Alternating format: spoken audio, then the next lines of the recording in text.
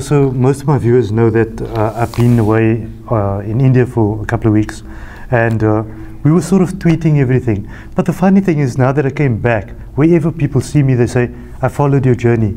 I saw you on the elephants. I saw that. So people do follow that because I think it's a sense of escapism.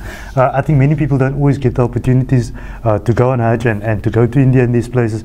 And if you can share those journeys, I think that's an important thing. Let me just add, Faizal, and I think that is what we as journalists or media fraternity people do. We've got a great following on all the social media platforms, and that following is almost like a cult following. It reminds me of my dear friend Mufti Ismail Menk, who was in Cape Town when I had presented a book to him at Masjid al-Quds during the Jummah talk. And I said to him, Mufti Sahib, you've got 1 million followers on Twitter, you've got 500,000 on Instagram, you've got about 2 million on Facebook. All I need from you is one tweet or a retweet that will probably sell me a few thousand books. And alhamdulillah, he did it. But it shows the power of social media, especially people with a standing, to share their journeys, to share their stories, but more importantly, to do some good. And I think doing good should become part of our daily life. Something else that stands out about this for me is the future. The future from the perspective of, you said that Dr. Iqbal Surve's mother came into the environment and she reflected on the past. And that would naturally happen because I think everybody that's been for Hajj or Umrah reflects on what they saw at the time. But the interesting thing about this is that when it's 2026, people might open the book and say, you know, this was my grandfather's book and look what the place looked like then. So this is a timeless piece. It's a capture in time. And I think that's something that we need to think about. Interestingly enough, that was the point that Dr. Surve made not yesterday, during the launch in Cape Town, where he said, you know, in 20 years' time, when people go through their coffee table books and see, you know what, can you believe it, how things have changed? And let's give credit to the Kingdom of Saudi Arabia. I mean, the infrastructure, the security, the whole operation of Hajj has really improved. And you can't believe it. Even people that were on Hajj 5 years ago said, I can't believe how things have changed. And yes, you know, we talk of the Olympic Games, we talk of the World Cup.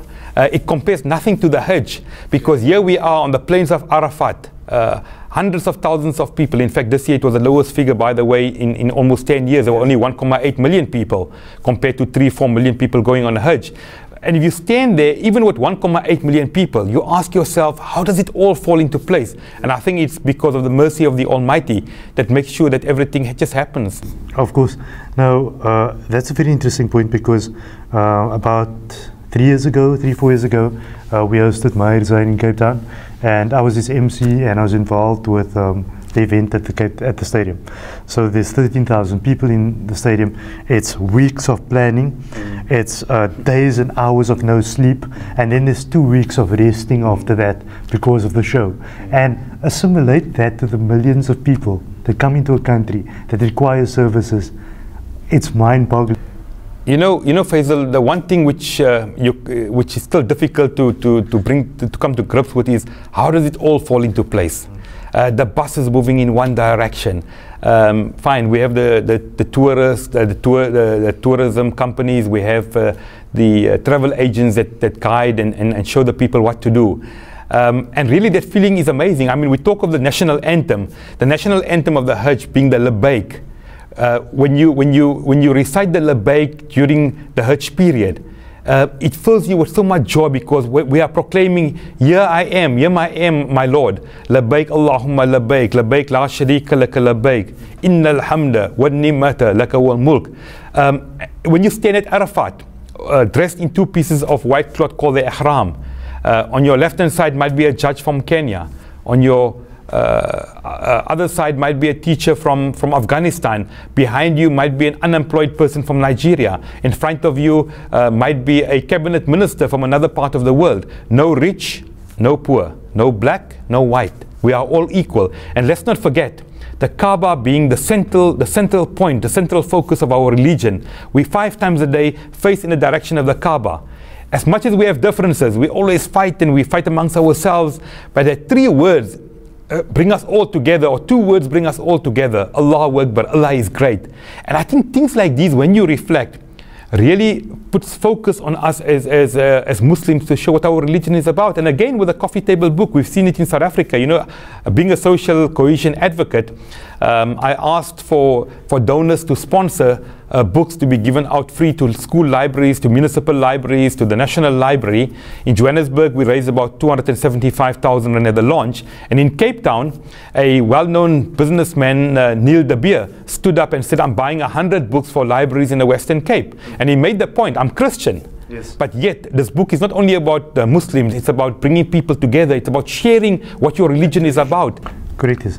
Yusuf, you as a personality, in conclusion, I think that a lot of people follow what you do, and you've been there, done that in many spaces.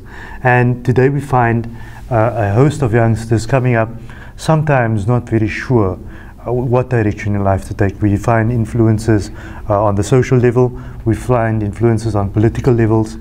So we have microsystems, mesosystems, all these systems that influence the way that youth develop today. And the challenge is there. So, like you say, government calls them challenges. What's your advice to youth, to inspire them to go out there, embrace South Africa and embrace their space as Muslims and their identity within South Africa? Well, I think the first thing I often say is that we must be proud Muslims.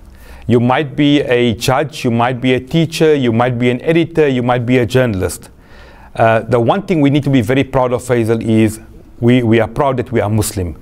And we must use the powerful standings that we have in our community to showcase our religion. We know that amongst the youth today, the problems of drugs are rampant. We know crime is a problem. I can sit here the whole day and give you a list of all the problems that we have. But I often say, if we want to take South Africa forward, if you want to take your own personal growth forward, there are three priorities for me. Priority number one is education. Priority number two is education. And priority number three is education. If we want to be successful in life, please make sure that we educate ourselves and we educate our children. That will take us forward, not only for personal growth, it will take our country forward, and inshallah we'll be able to come out as better human beings, because education is our future. Yusuf, thank you for coming onto the show. It's been truly inspiring. We wish you all of the best for the future. Shukran, Faizal. Lovely being on Deen TV, and keep up the good work. Thank you. Yusuf Abramjee, and our social activist and now author of this particular book, if I can say author. I must say it's been an interesting journey, just the interview alone. And we do hope that you will join Yusuf on his journey by purchasing one of these, because lots of it is going to funds that benefit society. Until next time, goodbye.